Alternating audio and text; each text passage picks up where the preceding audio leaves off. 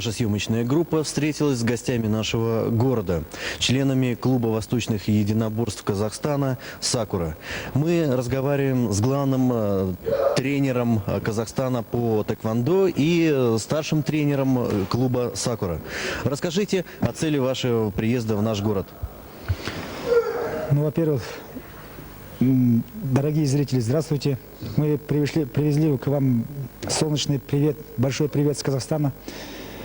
Цель нашего приезда – это показать возможности карате, показать то, что мы умеем делать, и вообще популяризация карате.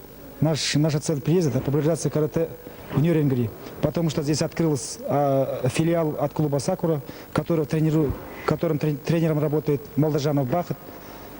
Кайрат, расскажите, кто будет представлен вот на этих показательных выступлениях в нашем городе? Ну, на этих показательных выступлениях будут представлены ребята,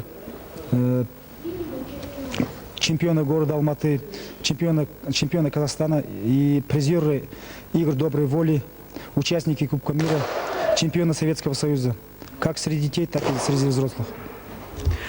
Показательные выступления будут проходить в спорткомплексе «Шахтер» и, по-моему, насколько я знаю, в Беркаките. Они платные будут? Да, показательные выступления мы делаем платные.